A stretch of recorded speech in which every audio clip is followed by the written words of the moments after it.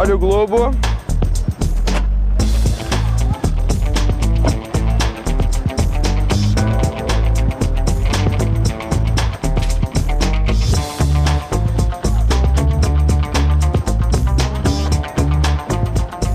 Globo.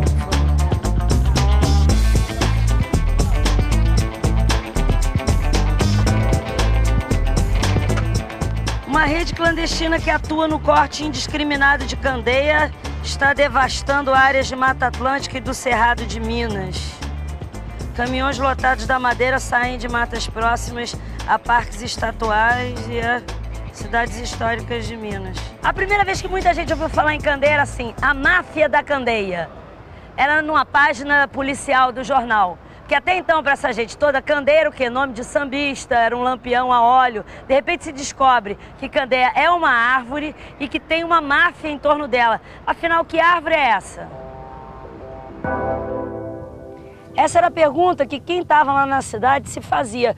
Mas aqui na região de Carrancas, em Minas Gerais, todo mundo já conhecia a candeia. Essa gente aqui que estava acostumada a garimpar ouro e pedras preciosas já sabia o valor dela faz tempo. Um valor tão grande que fez com que surgisse a tal da máfia da candeia. Tão grande que fez com que um grupo de estudiosos de uma das maiores universidades de Minas Gerais dedicasse o seu tempo exclusivamente a ela.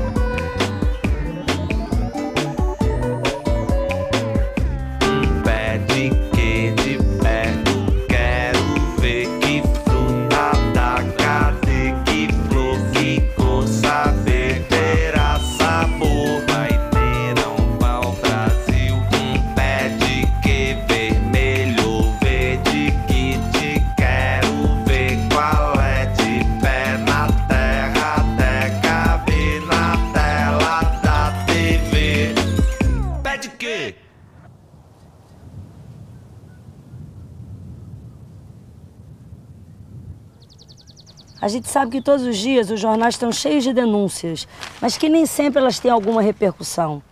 Mas essa aqui não. Essa denúncia não só serviu para que os leigos descobrissem quem era a candeia, ela serviu também para que as autoridades tomassem providências. É raro ver uma denúncia ser tão bem sucedida quanto a da máfia da candeia. Como é que agia a máfia da candeia? Como toda máfia, é uma rede organizada com várias penetrações em vários setores.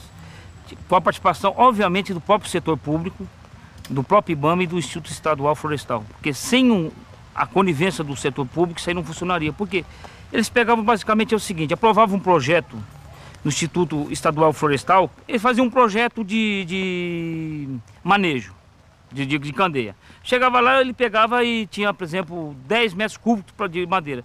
Só que eles pegavam guia, falsificavam guias, e a verdade, essa mesma guia era usada para você pegar e contrabandear milhões e milhares de... Era usada a mesma coisa. Então chegava lá, subornava, para até chegar em São Paulo, de onde que sai para o mercado externo, chegava e subornava um monte de gente, e essa mesma guia que eles pegavam e andavam. Chegou o abuso que depois que a reportagem foi publicada, teve uma batida do IBAMA lá em Torres, onde quer que sai para exportação.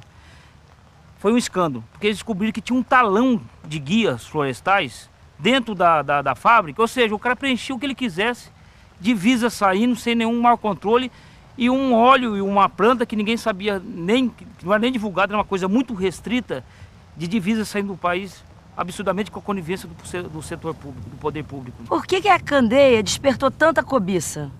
O que essa árvore tem de tão valioso para juntar uma máfia em torno dela? Aqui em Carrancas, qualquer mateiro sabe, o valor da candeia está no fato dela ser pioneira. A candeia é pioneira porque ela desenvolve em solos muito pobres, rasos, pedregosos. Por isso ela é ideal para ser plantada em áreas erudidas, degradadas, onde já não dá mais nada.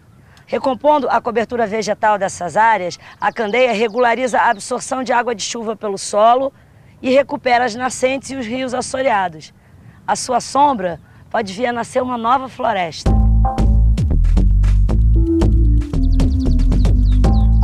Preservar as florestas, pronto, tá aí o valor da candeia. Você acha que é por isso mesmo que ela é tão valiosa?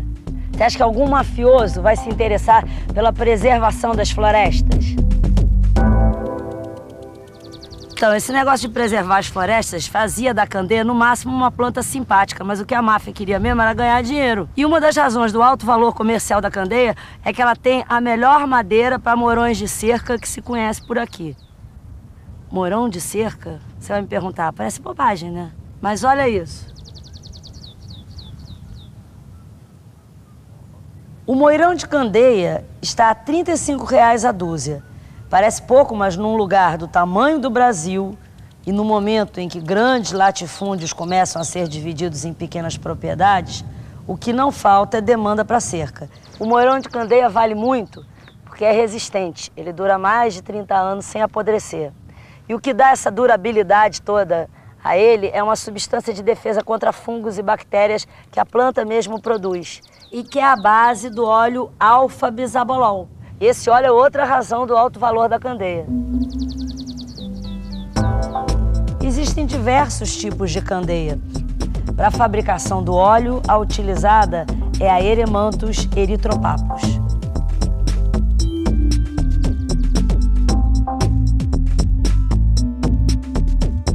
Eu estou conversando com o engenheiro florestal, que é o Fábio Camolese, e que ele está explicando como é que faz o negócio desse óleo. Essa madeira nem é daqui, né? Não. Ela vem de outro lugar. Ela vem de outro lugar, vem de Delfim Moreira, que é uma cidade próxima de divisa com São Paulo. Tem um plano de manejo na área, né? Então essa Isso madeira... eu acho que o pessoal não entende muito o que é. Explica em poucas palavras. O plano de manejo é uma maneira de tirar, quer dizer, de extrair a madeira sem acabar com tudo, não é isso? Exatamente. Mas explica um pouquinho melhor. Ó, o plano de manejo é a forma como você tira a madeira do mato, certo? Causando o menor impacto possível e de maneira sustentável, ou seja, de maneira ecologicamente correta e de maneira sustentável. De forma que você volte depois nessa área daqui a algum tempo e consiga retirar a mesma quantidade de madeira. Essa madeira vem de lá, de perto de Guaratinguetá para cá, desse tamanhão. Isso. E aí? Daí eles transformam esse tronco em pedaços menores, né? Eles cortam, tem uma prensa. E daí dessa pilha daqui ela vai para onde? E dessa pilha ela vai para um picador que fica atrás daquela pilha. Ah, lá naquele galpão. Aí aquela pilha de madeira, né, que o seu empilhou lá, vem para cá. Vem para cá. Aí isso aqui corre. Isso aqui é um picador, né, um cavaqueador. Entra aqui e sai o cavaco que já vai estar pronto. Daí o cavaco vai para onde? Vai para as dornas, para extração do óleo. Quem dera que eu soubesse que é uma dorna. Não né? Dorna são tanques grandes, né? Tanques grandes, é o que eu sou ignorante. São tanques que são cheios com cavaco, é injetado vapor, né?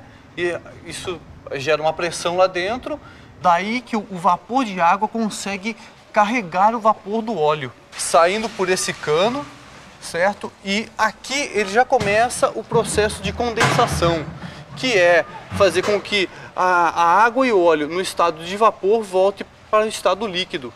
Esse óleo vem e desce por aqui, onde é armazenado, por enquanto, dentro desse separador.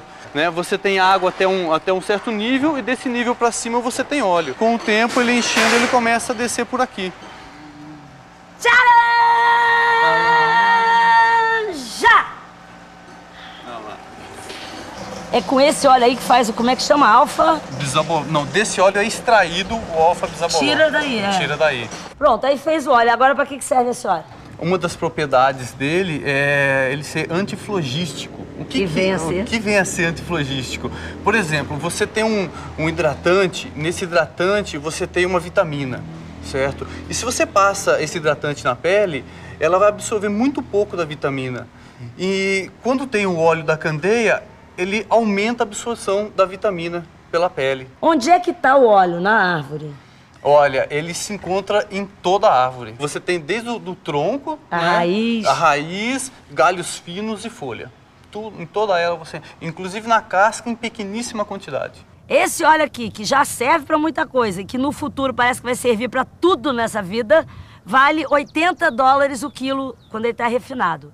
1 metro cúbico de candeia gera, ou pode gerar, até 9 quilos de óleo. É isso que atrai a cobiça. A cobiça é terrível. A cobiça gera desmatamentos, máfia, denúncias. E a candeia vai parar na página policial. A Procuradoria da República em Minas decidiu ontem solicitar à Polícia Federal a abertura de inquérito para apurar as atividades da rede clandestina de madeireiros e empresários que atua no corte ilegal da candeia.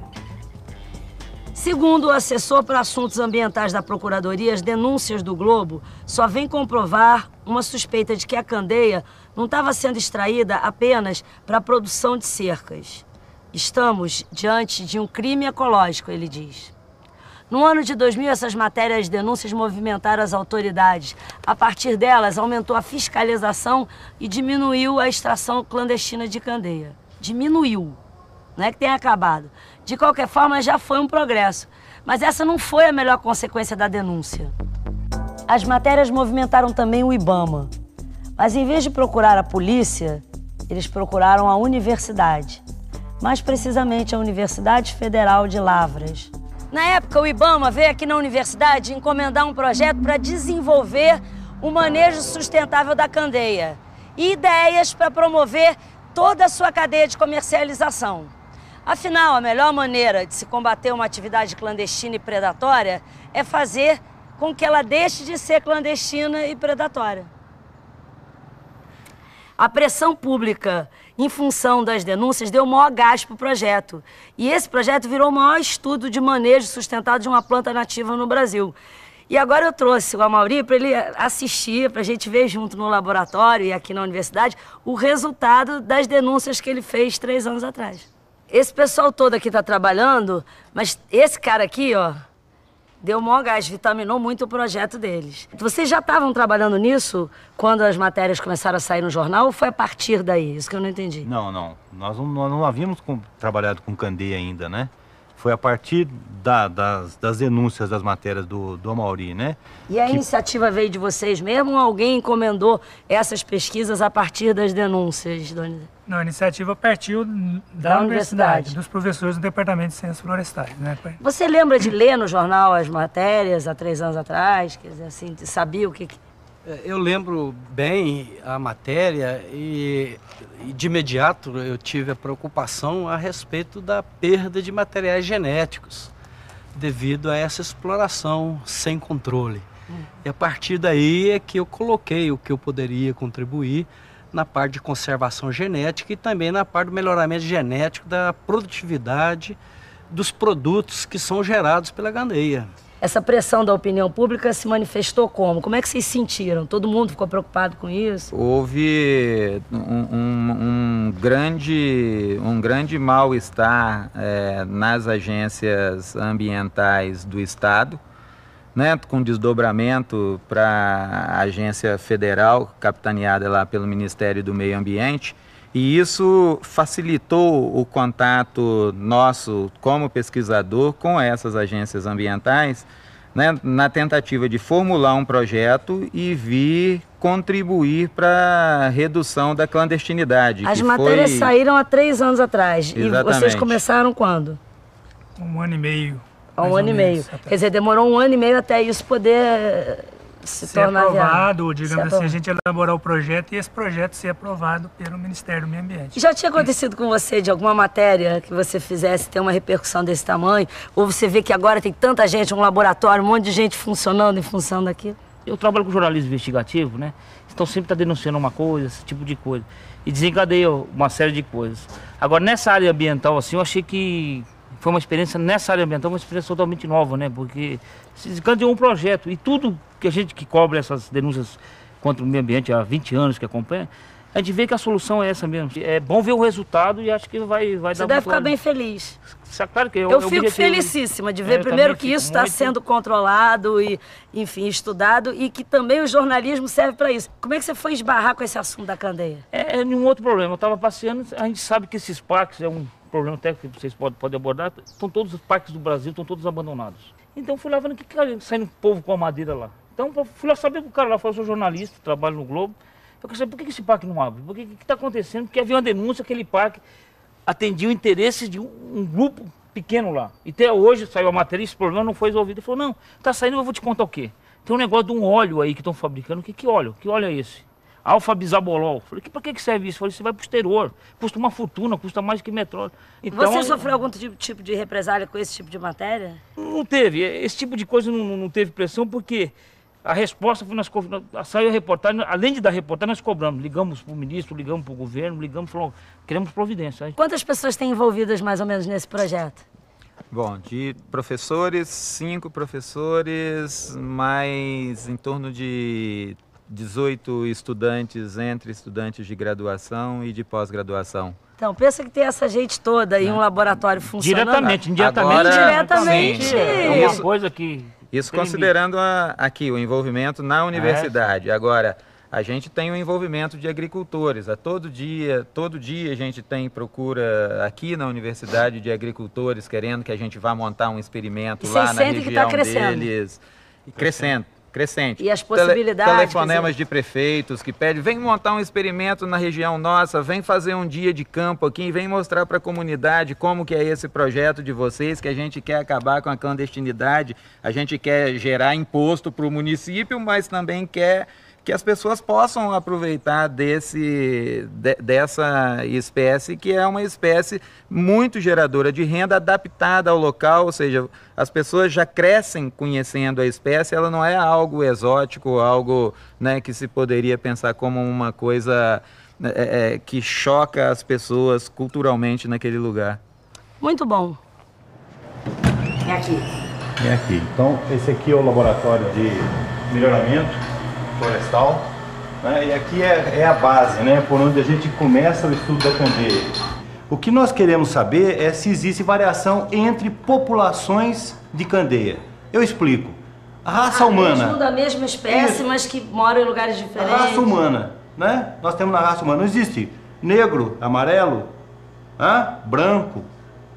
Em candeia, em árvores, também existe isso. A mesma espécie, mas eu tenho populações que estão em determinado local, vivendo numa determinada comunidade, que pode ter uma estrutura genética diferente. Pode ou não. É isso que nós queremos saber. Elas são diferentes ou não? Existem variações entre árvores?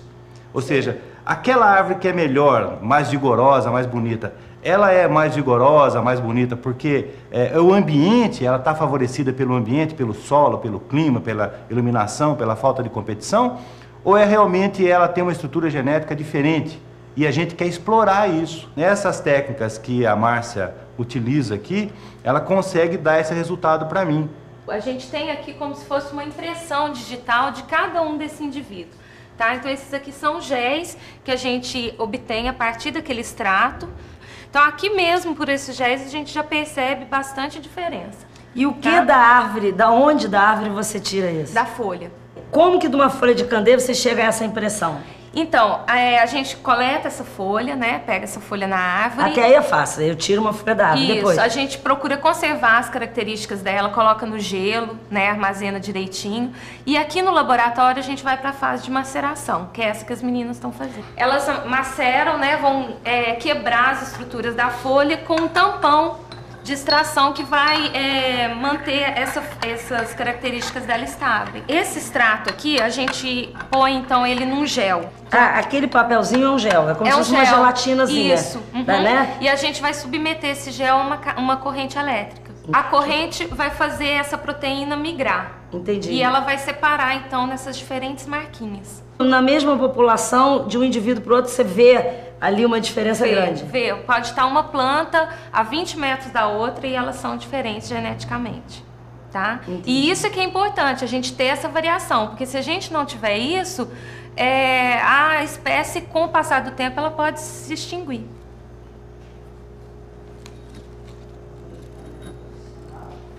Depois daquela fase do laboratório, o passo seguinte que a gente tem que dominar para entregar isso ao agricultor é dominar o sistema de produção de muda, né? Então nós estamos aqui trabalhando com as duas espécies, aqui dá nitidamente para perceber, essa aqui é o Eremanthus erythropapus, esse aqui é Eremanthus incanus. Então nós estamos trabalhando com esse sistema de tubetes, né? Que hoje em termos de produção florestal é o que se usa no mundo todo e no Brasil quase todo, né? E as comunidades estranham você ter que lidar com essa novidade, com uma tecnologia nova, acha esquisito, ou estão gostando e estão aderindo bem? O pessoal é bem receptivo, mas muito receptivo. Existem pessoas que querem aprender fazer esse tipo de muda, para eles produzirem as mudas, para começar eles mesmos comercializar, né? Isso é um estímulo enorme para novos projetos, que você vê que quando alguém faz alguma coisa, todo mundo adere, quer e é receptivo. A necessidade é premente, o pessoal precisa ganhar dinheiro. No Brasil tem poucas chances da pessoa se inserir no mercado de trabalho, né? Então, isso é uma oportunidade. As pessoas estão vendo isso como uma nova alternativa de conseguir trabalhar nessa região. Candeia tem no Rio Grande do Sul, em Santa Catarina, no Paraná, em São Paulo. Em Minas é que tem disparado mais do que em qualquer outro estado, na Serra da Mantiqueira, na Serra do Espinhaço, na Serra do Cipó, indo até lá em cima no Alto Jequitinhonha.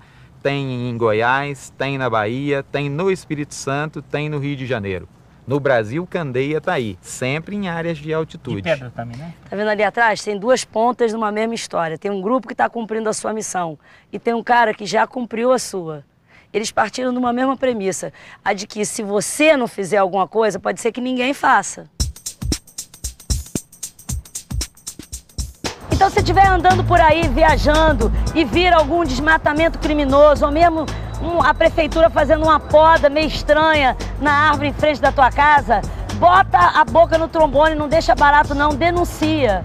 E se você ouvir alguma denúncia, faz alguma coisa. Parece que não adianta, mas adianta. Olha aí o caso da candeia.